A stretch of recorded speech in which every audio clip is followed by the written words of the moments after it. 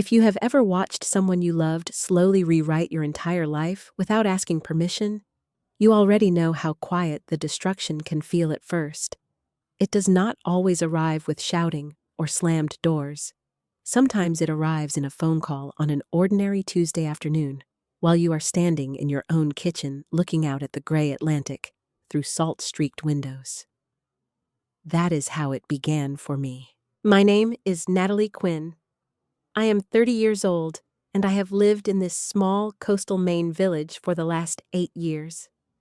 I teach English at the regional high school, and 3 years ago, I bought a modest cottage 2 streets back from the water with money I saved from my own paycheck. The cottage is nothing grand, just cedar shingles, a small porch, and enough space for me, my books, and the man I thought I would build a life with. His name is Lucas Bennett. We had been together 2 years when everything started to come apart. I was rinsing coffee mugs when my phone lit up with my mother's name. I almost let it go to voicemail. She rarely called without a reason, and the reasons had been growing heavier lately. Still, I answered. "Natalie," she said, and the way she said my name already carried that familiar weight, like she was disappointed before the conversation had even begun. "I need you to stop making this so difficult. Eleanor has been trying to help you get your finances in order, and all you do is push back. It's embarrassing for everyone." Eleanor Shaw had been part of our lives since I was a teenager. She was the woman who brought casseroles when my father left, who helped my mother navigate paperwork after the divorce, and who still sat at our holiday table every year. In a town this small, she was the person everyone trusted with their real estate closings and their private worries. I had never questioned why she and my mother seemed to share so many conversations that did not include me. "I don't know what you're talking about," I said, keeping my voice even. I had learned long ago that raising my voice only gave her more to use against me later. "You know exactly what I'm talking about," my mother replied, her tone sharpening. "The loan on the cottage? The signatures?" Eleanor witnessed them herself. "You were stressed and you forgot. It happens."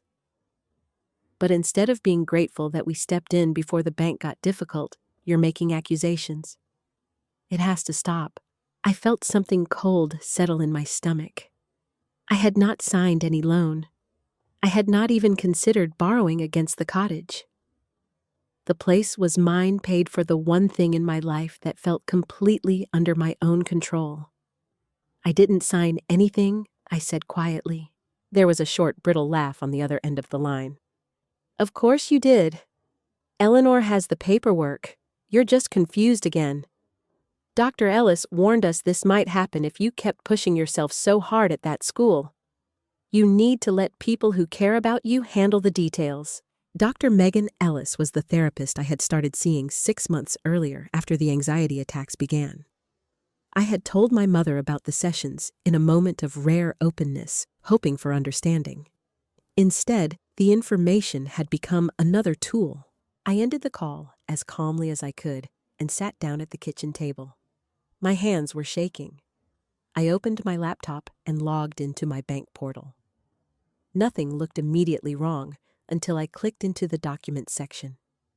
There it was, a home equity line of credit opened 3 weeks earlier for $40,000. The signature page had been uploaded. The signature looked like mine, but the loops were too perfect, the pressure too even. I had not signed it. I called the bank. The representative was polite but firm. The documents had been notarized by Eleanor Shaw. They had her seal and her statement that she had witnessed me sign in person. When I asked how that was possible when I had never been in her office for that purpose, she suggested I speak with my family representative, which turned out to be my mother. I hung up and sat in the silence of my own kitchen for a long time. Outside, the fog was rolling in off the water, softening the edges of the fishing boats tied at the dock. This village had always felt like the safest place I had ever lived. People knew each other's names. They waved on Main Street. They showed up with chowder when someone was sick. But safety, I was beginning to understand, could be an illusion when the people closest to you decided your life was theirs to manage. Lucas came over that evening. He found me still sitting at the table, the bank statement printed out in front of me. I told him everything. He listened the way he always did, carefully without interrupting. When I finished, he reached across the table and took my hand. "We'll figure it out," he said. "We can go to the police tomorrow, or a lawyer. Someone has to be able to prove the signature is fake." I wanted to believe him. I really did. But I already knew how this town worked. Eleanor Shaw had lived here for 30 years. She sat on the library board and helped organize the annual lobster festival. My mother had spent decades cultivating the image of the devoted single parent who had sacrificed everything. If I accused them of forgery, I would be the one people looked at sideways in the grocery store. I would be the difficult daughter, the unstable one. The girl who could not appreciate what her family was trying to do for her. That night, I barely slept. I kept replaying the phone call, the way my mother's voice had shifted from concern to irritation to something colder when I refused to accept her version of events. It was not the first time she had rewritten reality around me. It was only the first time the rewriting had come with legal documents and $40,000 I had never seen. 2 days later, the first public crack appeared. I was grading papers in the teacher's lounge when Sophia Grant, my closest colleague, sat down across from me with an odd expression. "Nat," she said quietly, "I don't want to pry, but is everything okay at home? I heard some things at the post office this morning. About money trouble? About you maybe needing help managing things." I felt the floor tilt under me. Sophia was not a gossip. If she had heard something, it had already traveled far enough to reach someone who normally stayed out of other people's business. "What exactly did you hear?" I asked. She hesitated. "Just that your mother and Eleanor are worried, that they've been trying to help you with some paperwork, and you're resisting. People are saying you might be having a hard time since Lucas moved in, that maybe the stress is getting to you." I closed my eyes for a second. The financial records had not stayed private. Someone somewhere had decided my private business was community knowledge, and the two people who had the most access to both my paperwork and the local rumor mill were my mother and Eleanor Shaw. I thanked Sophia and told her I was handling it. Then I went to the bathroom and threw up. That evening, I drove to Lucas's apartment on the other side of the village. He opened the door before I could knock, like he had been waiting. I told him what Sophia had said. His face went still in a way I had never seen before. "They're trying to make you look unstable," he said, "so that when you push back on the loan, no one will believe you." I nodded. I had already reached the same conclusion. What I had not yet said out loud was the part that scared me most. I was not sure I had the strength to fight both of them in a town this small. My mother had spent years making sure everyone saw her as the reasonable one. Eleanor had spent years making sure everyone saw her as the helpful one. Between the two of them, they had already begun to write the story of who I was. Lucas pulled me against his chest. "We don't have to decide everything tonight," he said into my hair. "But you're not alone in this." I wanted to believe that too. I really did. The next morning, I woke to a text from my mother. It was short, almost gentle. "Eleanor and I are coming by the cottage this afternoon to go over the paperwork together. It will be easier if we do this in person. Please don't make this harder than it needs to be." I stared at the message for a long time. Then I typed the only reply I could manage. "I won't be home." I hit send, set the phone down, and walked out onto the porch. The fog had lifted. The water was calm and gray, the same color it had been the day I signed the papers to buy this place. For the first time since that day, I wondered whether I would still be living here by winter. I left the cottage before my mother and Eleanor could arrive. I drove the short distance into the village center. and parked near the small public library where the Wi-Fi was reliable, and the librarians knew me only as the quiet teacher who returned books on time. I needed space to think without the weight of my own walls pressing in. The fog had burned off by midday, leaving the air sharp with salt and the distant sound of lobster boats heading out for the afternoon haul. Everything looked ordinary. That was the part that hurt the most. I spent the next hour on the library's public computer, pulling up every document the bank had sent. The home equity line of credit had been opened in my name, the funds transferred to an account I did not recognize. When I traced it further, the money had moved again, this time into a joint account linked to my older sister, Brooke.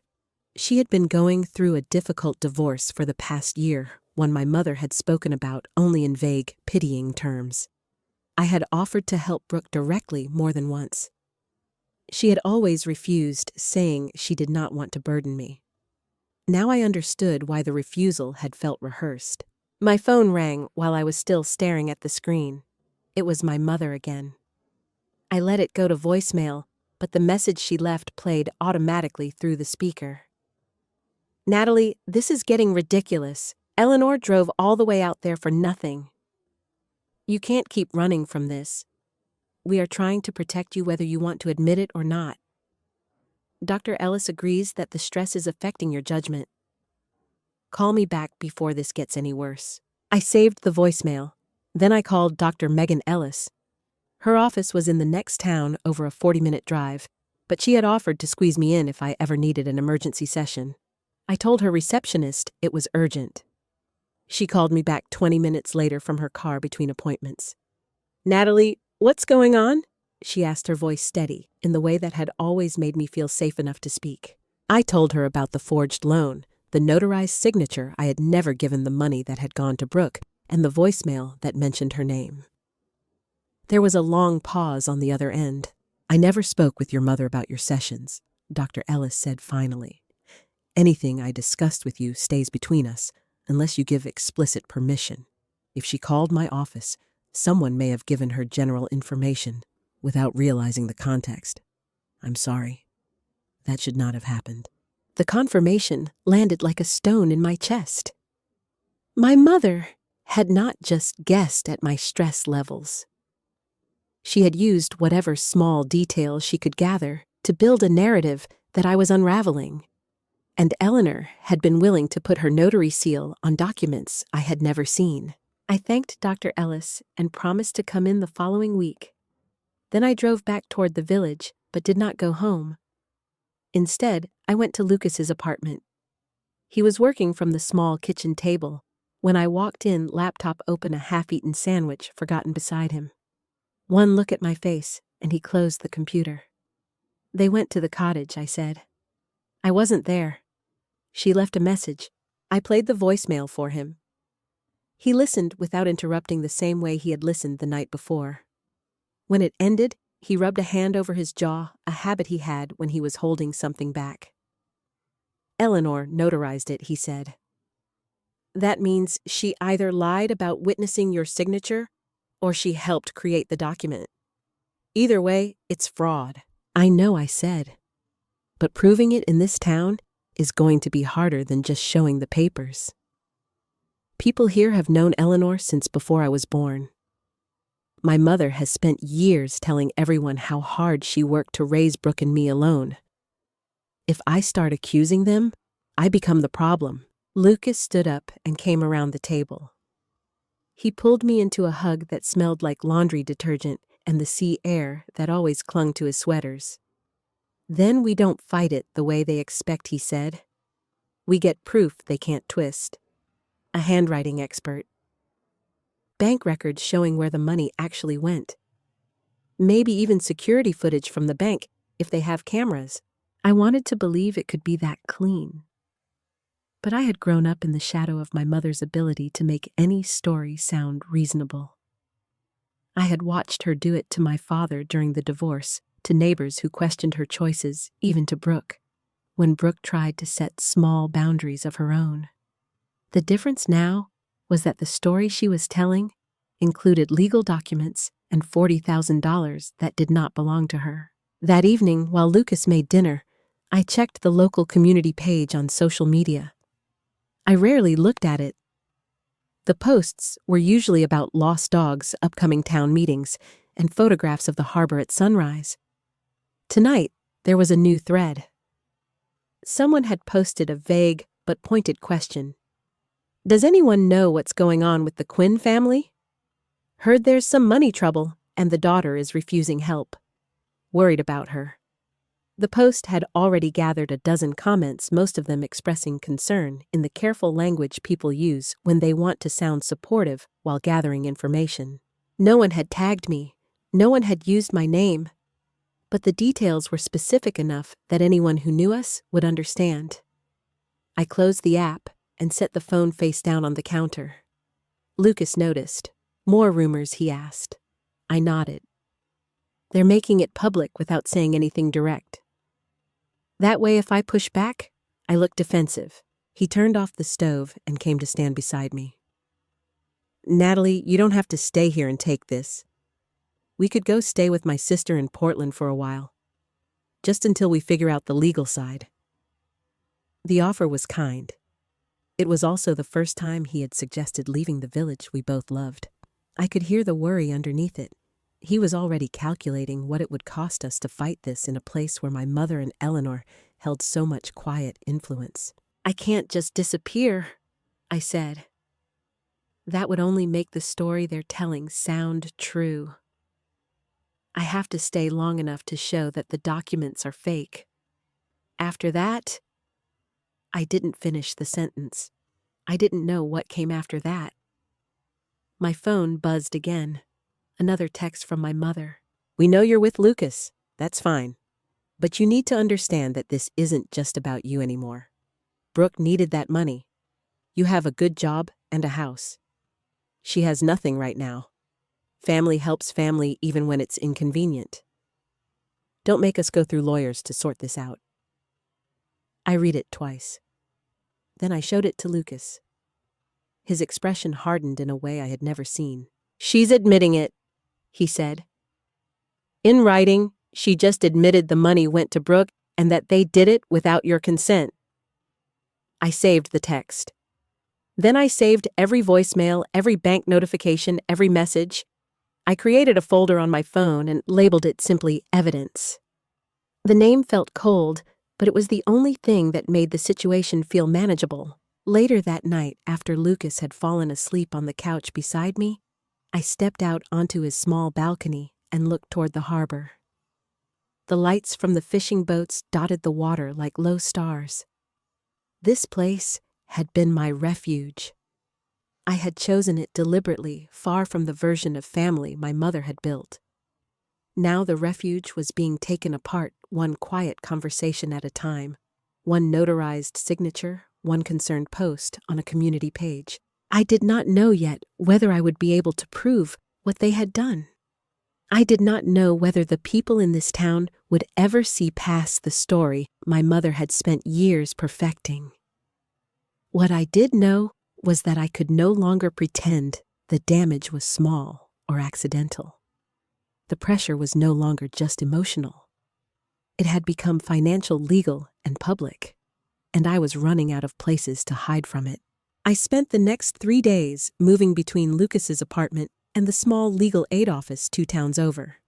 The attorney I met with was Claire Donovan, a woman in her 50s, who had handled cases involving family financial disputes before. She reviewed every document, every voicemail, and every screenshot without rushing me. When she finished, she set the papers down and looked at me directly. You have a strong case for fraud, she said. The notarized signature can be challenged. The transfer of funds to your sister's account creates a clear paper trail. But I need to be honest with you about what pursuing this will look like in a place as small as your village. Once this becomes public record, the story will no longer belong only to you and your mother. It will belong to everyone who has ever known your family. I had already felt that truth settling into my bones. I thanked her, paid the consultation fee with money I had set aside for emergencies, and drove back along the winding coastal road. The water was calm that afternoon, the same gray-blue it had been the day I first fell in love with this stretch of Maine. I pulled over at a turnout and sat with the engine off, watching a single lobster boat move slowly across the horizon. That evening, I told Lucas everything Claire had said. He listened the way he always did, but I could see the calculation happening behind his eyes. He had grown up here too. His parents still lived 2 streets from the harbor. His sister taught at the same school where I worked. Fighting this openly would touch every part of the life he had built. "You don't have to decide tonight," he said, but the words sounded careful, like he was already bracing for the answer I had not yet spoken. I did not sleep much. Instead, I sat at his kitchen table and wrote down every option I could see. I could hire Claire to file a civil suit and let the legal system run its course. I could go to the police and push for criminal charges against my mother and Eleanor. Or I could choose a third path that no one in the village would understand as victory. The next morning, I sent a single text to my mother. "I will meet you and Eleanor tomorrow at the library conference room at 10. No one else. If you bring anyone else or try to record without telling me, I will leave." She replied within minutes. "We'll be there. This doesn't have to be ugly, Natalie." I arrived early. The library conference room was small, with a round table and windows that looked out over the parking lot. I set my phone on the table with the voice recorder app open and visible. When my mother and Eleanor walked in, both of them glanced at the phone but said nothing. My mother sat across from me. She looked tired in a way I had not seen before, the careful makeup unable to hide the shadows under her eyes. Eleanor sat beside her, hands folded, the picture of quiet concern. "I know what you did," I said, keeping my voice even. "I have the bank records showing where the money went. I have the expert analysis on the signature. I have voicemails and texts in which you admit the loan was taken to help Brooke. I am not confused. I am not unstable. I am simply finished pretending this was an accident." My mother's expression shifted, the practiced softness hardening at the edges. "You are making this into something it isn't," she said. "Brooke needed help. You have always had more than your share. We were trying to balance things before you threw everything away on that cottage and that man." Eleanor nodded slightly, as if the explanation made perfect sense. "Natalie, the stress you've been under has clouded your thinking. Dr. Ellis has seen it. The whole town has seen it. We were protecting you from yourself." I let the silence stretch. Then I played the voicemail she had left 2 days earlier, the one in which she said Brooke needed the money and that family helps family, even when it is inconvenient. I let it play all the way through. When it ended, neither of them spoke. "I am not going to drag this through court," I said finally. "Not because I can't win, but because winning that way would require me to stay here and keep fighting people who have already decided I am the problem. I will not do that to myself." My mother leaned forward. "So, you're just going to walk away after everything we've done for you?" "No," I said. "I am going to clear the debt on the cottage. You and Eleanor are going to sign whatever documents Claire Donovan sends you to reverse the loan and remove any claim on the property. In exchange, I will not file charges. But there is one more condition." I looked directly at my mother. "You will never contact me again. Not by phone, not by text, not through Brooke or anyone else. If you do, I will release every recording and every document to the police and to the local paper. I will not protect your reputation anymore." Eleanor's face paled. My mother's mouth tightened into a thin line I recognized from every childhood argument I had ever lost. "You would really do that to your own family?" she asked, and for the first time her voice carried something that sounded almost like fear. "I already did," I said. "The moment you decided my life was yours to manage." The meeting ended without raised voices. They signed the agreement Claire had prepared. I walked out of the library and did not look back. Over the next 2 weeks, the loan was quietly reversed. The money returned to the bank. Eleanor stopped appearing at community events for a while. My mother sent one final text that I did not answer. Then the silence I had demanded settled over everything. I gave notice at the school. Sophia Grant was the only colleague I told the full story to. She cried when I finished, then helped me pack the last boxes from my classroom. The principal accepted my resignation with polite regret and no questions. In a town this size, questions were rarely necessary. Lucas helped me load the moving truck on a rainy Tuesday morning. We stood in the empty cottage one last time, the walls bare the porch, already collecting fallen leaves. He took my hand. "I can come with you," he said. "Portland isn't that far. We could try." I had thought about that possibility for days. I had imagined us finding a small apartment near the water building, something new, away from the rumors and the weight of old stories. But I had also seen the way his shoulders tightened every time I mentioned leaving for good. His roots here were deeper than mine had ever been. "You belong here," I said gently. "And I need to belong somewhere that doesn't already have a version of me written by someone else." He nodded. We both cried. We did not promise to stay together. Some promises are too heavy to carry across the distance I was about to put between myself and this place. I drove away that afternoon with the truck following the coastal road until it met the highway.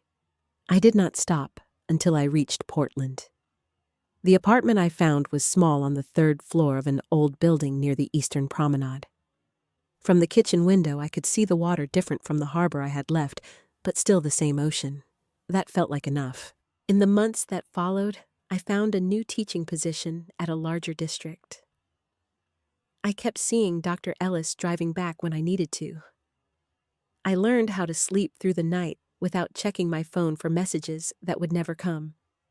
Some mornings, I still woke with the old ache, the one that asked whether I had been too harsh, whether there had been another way to keep some small piece of the family I had once believed in. I did not have an answer that made the ache disappear. I only knew that the alternative, staying and letting the slow erosion continue, would have cost me something I could not afford to lose. I chose myself. That choice did not bring the clean victory I had once imagined. It brought quiet. It brought the freedom to decide who I would become without my mother's voice narrating every decision. It also brought the permanent absence of the people who had once been my entire definition of home. I live with both truths now. Some days the quiet feels like peace. Some days it feels like the cost of survival. Both are true. I still think about the cottage sometimes, the way the light moved across the kitchen floor in the late afternoon. I think about the version of me who believed that buying that small piece of land meant I had finally built something no one could take. I was wrong about the taking. I was not wrong about the building. If you are listening to this and you are standing at the edge of a similar choice, the one where staying feels like safety and leaving feels like betrayal, I want you to know that both can be true at the same time. The people who hurt you do not have to be monsters for the damage to be real. You do not have to hate them to protect yourself from them. You only have to decide that your life is no longer available for their management. Thank you for listening to my story.